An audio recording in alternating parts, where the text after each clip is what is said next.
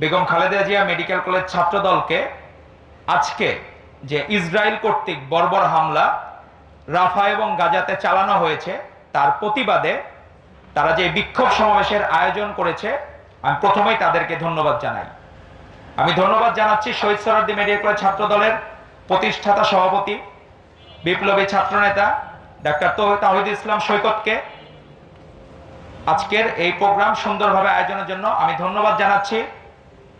Shaheed Suhrawardy medical college ছাত্র দলের প্রতিষ্ঠাতা সাধারণ সম্পাদক ডাক্তার ইমরান হোসেনকে, তরুণ উদীয়মান ছাত্রনেতা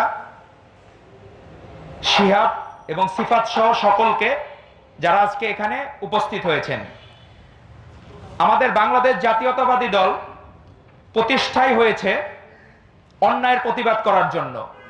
তার রাজনৈতিক জীবনের সূচনা লগ্ন থেকে আজ পর্যন্ত কোনোদিন অন্যায়ের সাথে আপোষ করে নাই বাংলাদেশ জাতীয়তাবাদী দল।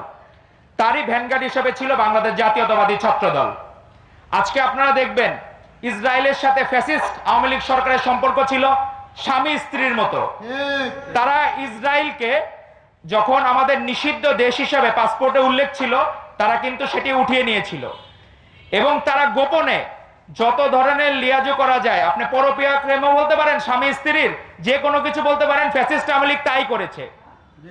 তারা কোনোদিন ইসরায়েলের বিরুদ্ধে একটি কথা বলে নাই, কারণ তার শুধু ক্ষমতা আঁকড়ে ধরার কথা ছিল। সে শুধু চেয়েছে আমার ক্ষমতা থাকলেই হবে, পৃথিবীর সব গোল্লায় যাক। আপনি কখনো দেখেছেন নিষিদ্ধ সংগঠন ছাত্রলীগকে এই ঈদের আগে চাঁদাবাজি সকল ধরনের খারাপ কাজে তারা ইনভলভ হতো? সেই জায়গায় বাংলাদেশ জাতীয়তাবাদী ছাত্র দল পরিচালিত হচ্ছে আমাদের ভারপ্রাপ্ত চেয়ারম্যান জনাব তারেক রহমানের নেতৃত্বে। সেই ধারাবাহিকতায় প্রত্যেকটি ভালো কাজের সাথে আছে বাংলাদেশ জাতীয়তাবাদী ছাত্র দল। বাংলাদেশ জাতীয়তাবাদী ছাত্র দল যেখানে অন্যায় সেখানেই রুখে দাঁড়িয়েছে, সেখানেই প্রতিবাদ করেছে। বন্দুকের নলের মুখেও তারা বলেছে হাসিনা খারাপ, আওয়ামী লীগ খারাপ, এক মুহূর্তের জন্য তারা আপোষ করে নাই। আমার ভাইদের আজকে এখানকার প্রেসিডেন্ট সৈকত, সেক্রেটারি ইমরানের রক্তে রঞ্জিত আমাদের এই ক্যাম্পাস। এই জায়গায় সুষ্ঠু ধারা রাজনীতি কখনো নিষিদ্ধ লীগ করতে দেয় নাই। এই স্রোতের বিপরীতে হেঁটেও তারা যে বাংলাদেশ জাতীয়তাবাদী দলের ভ্যানগার্ড বাংলাদেশ জাতীয়তাবাদী ছাত্র দলকে ধরে রেখেছিল, তাদের প্রতি আমরা সশ্রদ্ধ সালাম জানাই কেন্দ্রীয় ছাত্র দলের পক্ষ থেকে। তাদের এই ভালোবাসা, তাদের এই ত্যাগ সারা জীবন ছাত্রদল মনে রাখবে ইনশাল্লাহ। আজকে যখন চারিদিকে এত অনাচার অন্যায়, এই গাজা এটির আয়তন মাত্র 365 বর্গ কিলোমিটার, আমাদের এই ঢাকা শহরের থেকে অল্প একটু বড় হবে। এই নিয়ে ইসরায়েল যা শুরু করেছে, পৃথিবীর সকল মানবিকতার নিকৃষ্ট ঘটনা এই বাংলাদেশে ঘটেছে। তারপরে যদি ঘটে থাকে ইসরায়েল কর্তৃক ঘটেছে, তো ইসরায়েল ও আওয়ামী লীগ এক সূত্রে গাথা। সকল অনাচার অন্যায় এই হাসিনা দিয়ে হয়েছে আর ইসরায়েল দিয়ে হচ্ছে। তো আমরা সকলকে অনুরোধ করব, আপনারা ইসরায়েলি পণ্য বয়কট করুন। আপনারা ইসরায়েলি পণ্য বয়কট করে আমরা জানাতে চাই, আমরা যেমন ভারতীয় পণ্য বয়কট করে তাদেরকে রাস্তায় নামিয়ে দিয়েছি, তারা বাংলাদেশকে দাম দিচ্ছিল না, এখন নিউ মার্কেট হাহাকার তাদের কলকাতায়। তাদের কয়দিন পরে ভিক্ষা করতে বাংলাদেশে আসা লাগবে, কারণ আমরা বাংলাদেশি জাতীয়তাতে বিশ্বাসী। আমাদের নেতা শহীদ রাষ্ট্রপতি জিয়াউর রহমান বীরত্তম যে আদর্শের বীজ বপন করেছেন বাংলাদেশ জাতীয়তাবাদ, সেই আদর্শের বীজ আজকে সকল জায়গায় ছড়িয়ে পড়েছে। তারই ধারক ছিলেন আমাদের আপসহীন দেশনেত্রী বেগম খালেদা জিয়া।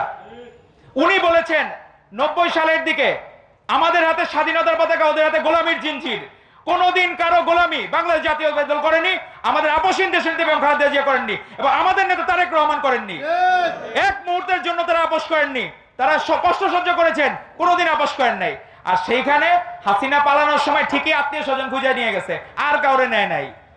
তো এই দেশে এই পলাতক বাহিনী, তাদের অতীতে অভিজ্ঞতা আছে। শেখ মুজিবও নিজে পালিয়ে গিয়েছিল সকল নেতাকর্মী রেখে, আজকে হাসিনাও পালিয়ে গেছে নেতাকর্মী রেখে। তো ইসরায়েলের এই বর্বর হামলার আমরা তীব্র নিন্দা জানাচ্ছি, প্রতিবাদ জানাচ্ছি, এবং বাংলাদেশ জাতীয়তাবাদী ছাত্রদল সারা বাংলাদেশের সকল শিক্ষা প্রতিষ্ঠানে বিক্ষোভ সমাবেশ করেছে। কালকে আমাদের কেন্দ্রীয়ভাবে আমাদের র্যালি অনুষ্ঠিত হবে বিএনপির পক্ষ থেকে। আপনাদের সকলকে সেই র্যালিতে অংশগ্রহণ করার আমন্ত্রণ জানিয়ে আমি আমার বক্তব্য শেষ করছি। বাংলাদেশ জিন্দাবাদ, বাংলাদেশ জাতীয়তাবাদী ছাত্রদল জিন্দাবাদ, শহীদ রাষ্ট্রপতি জিয়াউর রহমান বীরত্তম অমর হোক, আপসহীন দেশনেত্রী বেগম খালেদা জিয়া জিন্দাবাদ। আগামী রাষ্ট্রনায়ক আমাদের ভারপ্রাপ্ত চেয়ারম্যান জনাব তারেক রহমান জিন্দাবাদ জিন্দাবাদ।